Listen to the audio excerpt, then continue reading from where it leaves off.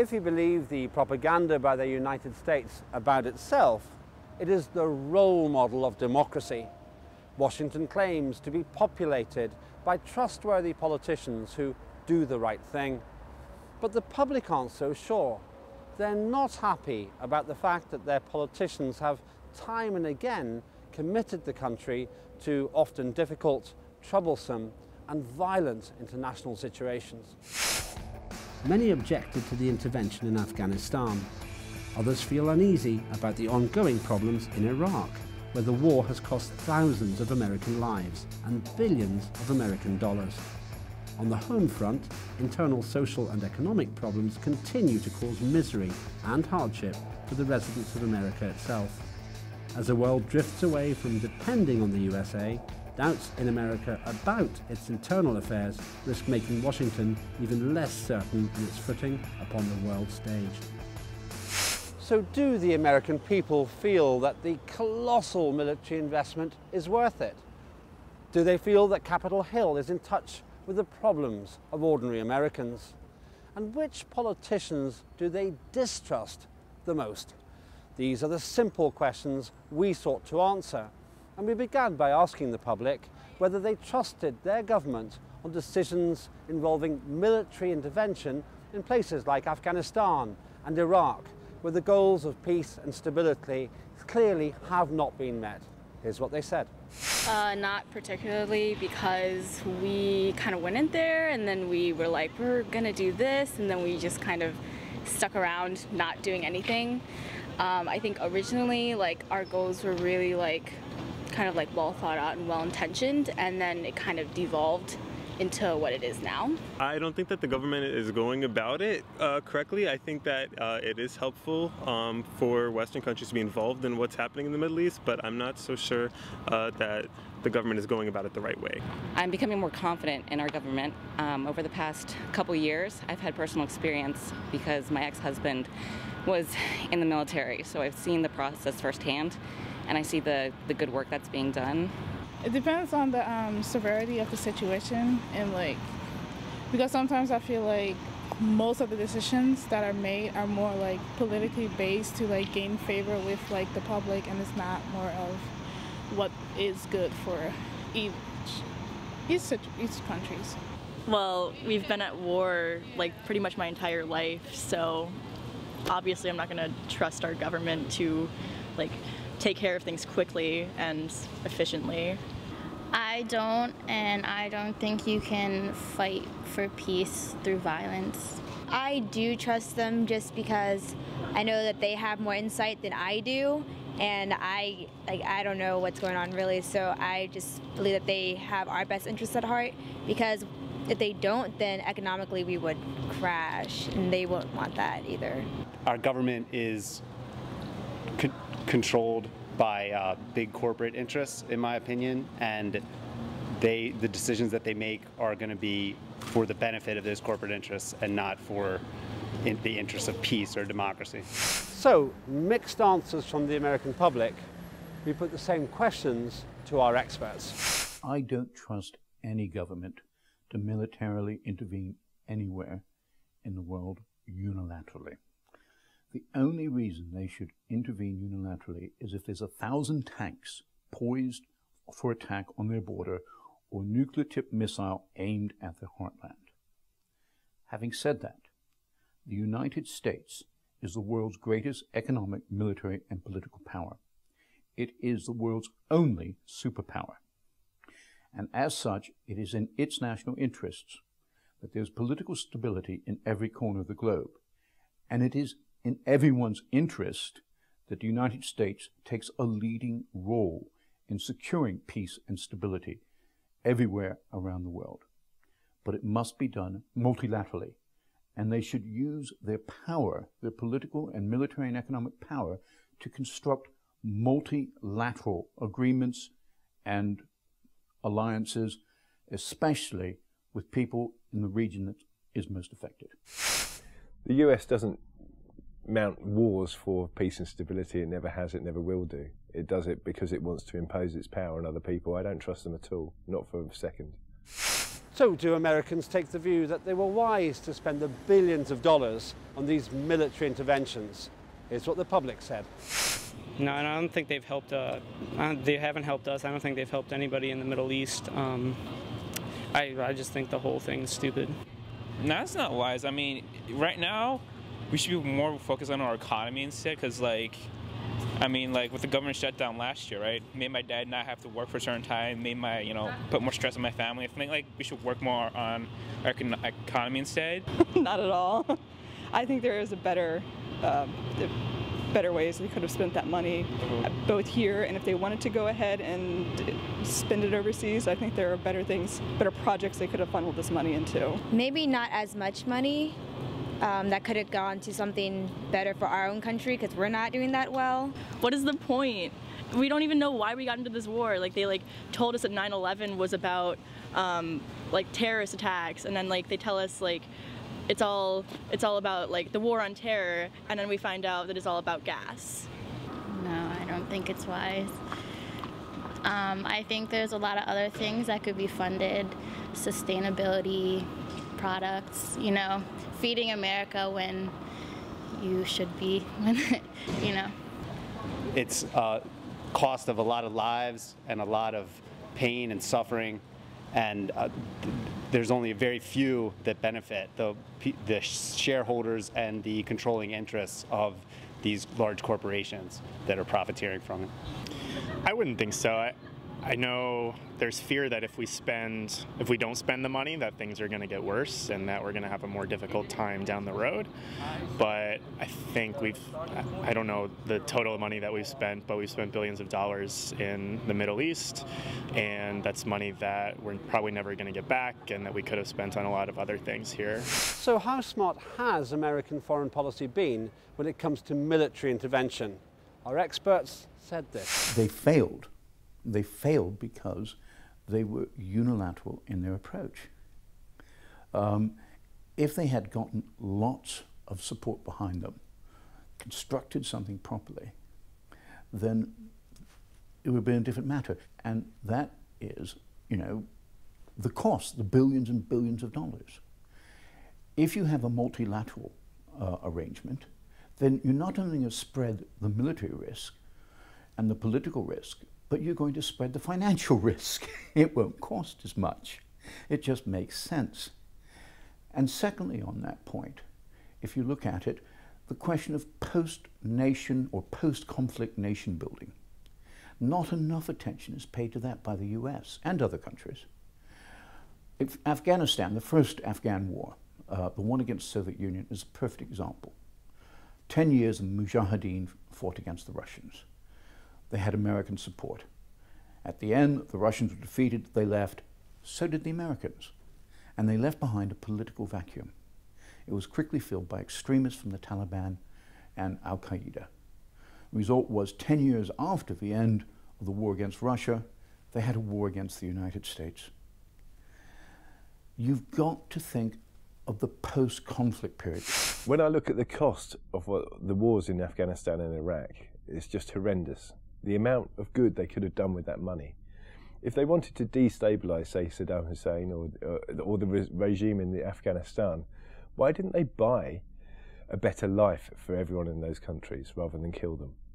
Because if they were a bigger benefactor than the state leaders in those places who were already there, they would have become very popular. You know, America could, in theory, buy its way to popularity, but it chooses to bomb its way to popularity. I just think that's inhuman. So how in touch do the citizens of the United States feel their politicians on Capitol Hill actually are when it comes to the daily problems and challenges of American citizens? Here are the candid views of the public. I don't think they're in touch at all. I think that they're more focused on themselves instead of the people that they represent. Because I know a lot of people here have way different viewpoints than our own senators and stuff. Again, not very much. Yeah, I think it's pretty much the same thing for ordinary people. When it comes to their problems, I think they're more focused on helping rich people than, average people. They're not in touch with anything because, once again, I think that if they were more in touch with everyday people, they probably wouldn't spend so much money on the projects that they spent on overseas. They wouldn't have neglected the American poor, the literacy rates, the education system, the healthcare system. I don't think they're in touch at all.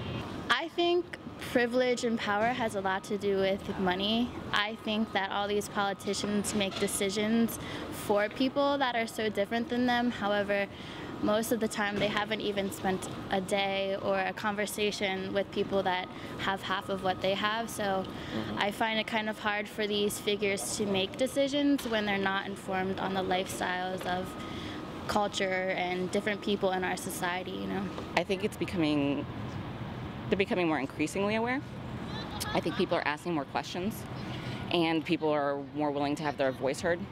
That's why I'm speaking here now. I don't think most of them really communicate with the public. Yeah, they say oh, we're for the people, we listen to the people, what they want. But I don't think they really take into consideration what public opinion is on certain issues. I think that's one of the challenges of politics right now is that a lot of politicians are advocating for their districts, and I think right now, with gerrymandering and how districts work out, I think that they're not often in touch with what's going on for very many people. I feel like they're not in touch at all. I feel that they're insulated. They're, again, this very small sliver of the political and corporate and financial elite are insulated from the rest of the world, the rest of the country, the rest of the 99.9%. So, is Capitol Hill in touch, or are the concerns of the public valid? Our experts said this. Well, they aren't. They aren't in touch at all. But neither the parliamentarians in London, the parliamentarians in the National Assembly in France, or I would hazard the guess, probably not in Japan or anywhere. The fact is they all live in their little political villages. In Washington it's called Inside the Beltway. In London it's called Inside the Westminster Village. They get their news about constituents from their assistants who are on the ground, who take telephone calls and answer letters, or through the columns of local newspapers. It is not right. But the problem is that modern government is so fast-paced and so complex that they really don't have the time. They just have time to go from lunch to speech to caucus meeting to dinner party to cocktail party. They don't have time really to spend a lot of time with their constituents. And so they've ended up becoming divorced from them. And as I said, this is not restricted to Washington. Washington is possibly more important because of the fact that it's a superpower, but every country in the world has this problem and it has to be dealt with by every country. Politicians around the world are out of touch. And that means, especially in America, because you think about how much money you have to spend to become elected, not just as a president, but also as a governor or a senator. And these people are incredibly rich and they don't understand, they don't actually see the day-to-day struggles of ordinary people. So when it comes to not having enough food to heat your house, not being able to afford to get a train or afford to keep a car to get to work and having to get buses and just ordinary daily struggles that you and me have. The politicians here or in America, they don't understand that. They've come from a different class and they don't understand real everyday life. One of the popular questions to MPs and politicians across the world is about how much does a bottle of milk cost? And they don't know that half the time because they don't interact with ordinary parts of daily life like the rest of us. So, I don't think they're capable of really representing us in that manner. This led us to a rather challenging and thought-provoking question. Which current or former American politician do the public distrust the most and why? Here's what they said. I don't have a specific person. I just mistrust all of them, generally speaking. I just don't think that they're doing a good job. I'm a liberal Democrat. That's what I identify under, but I'm more like independent now because I just feel like nobody can do a good job. Like both sides are working for their own agenda and then they can't or unable to work together. Okay, well, I guess the one I distrust the most, that'd be Bush Jr. I definitely wouldn't trust him with anything, let alone politics or even the care of my cat. It'll have to be just people in Congress. I think just the House in general, because I feel like they're on their own regimen and their own like schemes and stuff, and I have no idea what their intentions are really, so I don't trust them at all. Probably George W. Bush. Distrust him because I felt like he had an agenda with a lot of the things that he was doing, and it wasn't necessarily what the people wanted. I'm still very embittered by the George W. Bush administration and the endless, tax breaks for the wealthy and the aggressive war under false pretenses, the profiteering and the cronyism that was rampant in his administration. I don't know if I would say so much as one person. I think this system is such a complex and it's very like hierarchy and money based, and I think it's not just so much one person, it's the whole system. Like it's a big thing, but if I had it my way, I think we would totally start over. I work with the juveniles in the justice centers, so I see mostly the politics and how it affects like our youth in the justice systems, which is just filled with flaws. The question of trust is an ever-present one in politics. We asked our experts to share their view on which politicians in the world's most powerful nation are also the least trusted. The worst US president in the past, well, in the 20th century, and certainly in the past 100 years, was Warren G. Harding. That's a surprise, isn't it? You expect me to say something else. Warren G. Harding presided over the most corrupt administration in American history. The second worst, by just a whisker, was George W. Bush. And the reason he was so bad was because he allowed a political ideology dictated to him by a group called the neocons, neoconservatives, allowed them to dictate foreign policy on the basis of a political ideology and not on America and the world's best interests. They still believe back during the Bush administration, they still believe that America has a God-given right and responsibility to impose its political structures and philosophies on the rest of the world. And that they have the right to act unilaterally to do so. We're still living with the consequences of that. I think when it comes to distrust, it has to be Henry Kissinger. He was the man who, during the Vietnam War, chose to extend it, chose to carpet bomb Cambodia, chose to, basically increase the deaths of people 100-fold. And it wasn't just in Vietnam and East Asia.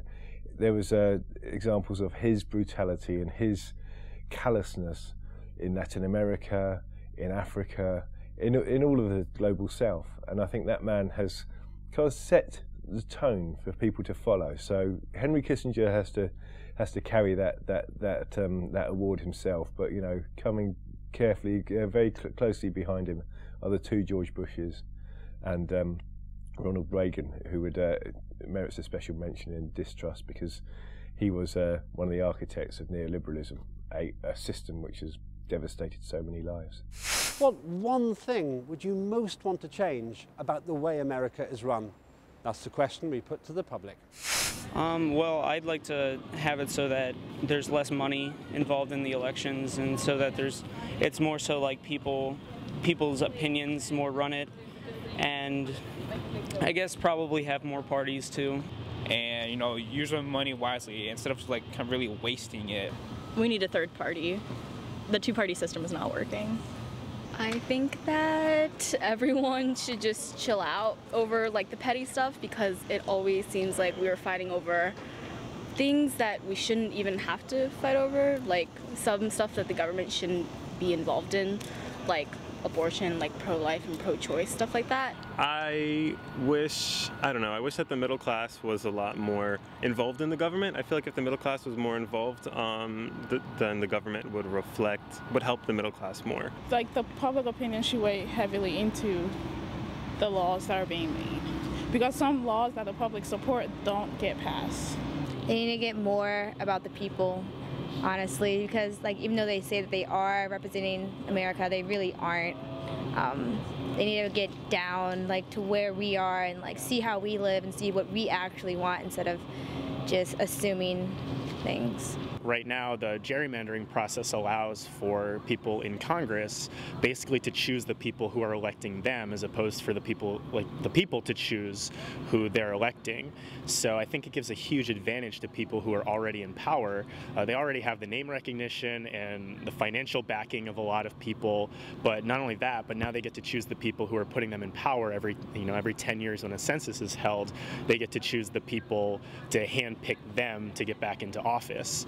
So if we had maybe some sort of an outside board or some other group making decisions on who's electing politicians other than the politicians, I think that would help put power back into the hands of Americans to be able to have a say in who is electing. It's an intriguing question, and one we gave to the experts. The American Constitution. When it was written in the 18th century, the American Constitution was an ultra-radical political document, way ahead of its time. And it was perfect for its time. It was designed to create the development of a young country in a virgin territory. And during the 18th, 19th, and early 20th century, that's exactly what it did. But by the mid-20th century, the US was a mature superpower. And the Constitution that had been written back at the end of the 18th century was not really applicable to its current position. I'm particularly concerned about the system of checks and balances which are built into the Constitution. It was designed to protect the citizens from political abuse. But what it has ended up doing as government has grown in size is hamstringing the elected representatives. The result is virtually a political vacuum in Washington, and that political vacuum is filled by the special interest groups who can move much more quickly because they're profit-driven and much better organized and much more efficient. I think to improve America, I think it has to go back to the money thing. At the moment, only the very rich can get elected. Only the very rich can represent people in Capitol Hill or in local government. They have to have a lot of money behind them. And I think that has got to go. If we can start to get ordinary people elected, and I would say, let's go so far as to say anyone being elected should be paid the average of the people they represent. And if you have it like that, then necessarily they will fight for a better deal for everyone, because their own income or their own wealth depends on on benefiting everyone in their constituency. So if we can do it that way, we can get people acting in the interest of people in power, rather than what happens at the moment, where they're acting in the interest of corporations, big business, and their own fat wallets. The authority of the United States is in large part dependent on the credibility of its politicians, but it seems that members of its population do not trust the decisions taken on their behalf by the people on Capitol Hill. It didn't have to be this way, but the more the United States government ignores the wishes of its people on these important international affairs, the weaker its global standing becomes.